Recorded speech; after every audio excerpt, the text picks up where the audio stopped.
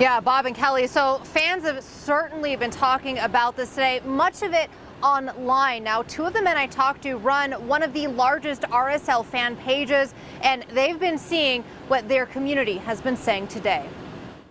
Usually the RSL Nation fan page is for the diehards who live and breathe Real Salt Lake soccer. Supposed to be a group away from the rest of real life. But in the last 24 hours, real life has consumed the sports world. Adele and his cousin Baker have had a lot to share with their 4,000 followers. A postponed game to protest a police shooting, players fighting for racial equality, controversial comments by RSL owner Deloy Hansen, and his later apology. Something fans have had differing opinions about on the page. To say it got out of hand pretty quickly would probably be an understatement as far as just a flow of comments. Usually these aren't topics Adele and Baker talk about between RSL Nation and their podcast Scarf Life.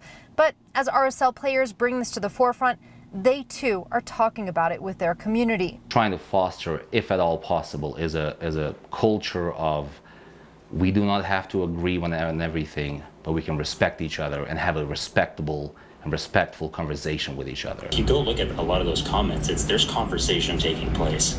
And, I think in the age of COVID and the digital age, that's what conversation looks like today.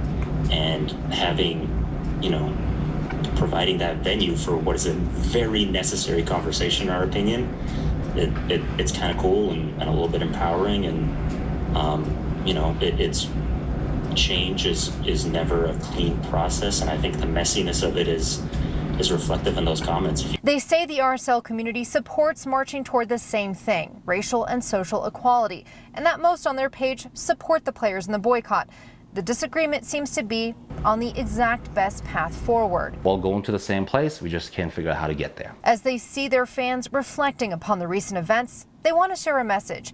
Remember to be kind, and they hope that people can find a way to come together under one team, just as they always have. We as soccer fans, as a community, do not have much control over what has already happened.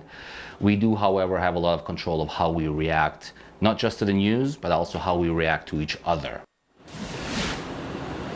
And as they watch everything that is unfolding, they say they are looking forward to the day when people can come back to the stadium, all 20,000 people, and once again be under this one team. But they are a little bit worried about what the future of RSL could mean. A lot of people I've been seeing commenting that online today, what could happen with this investigation. So I guess we'll have to see what happens from here. But whatever happens, they say they just hope that RSL stays right here. Live in Sandy, Lauren Steinbrecher, Fox 13 News, Utah.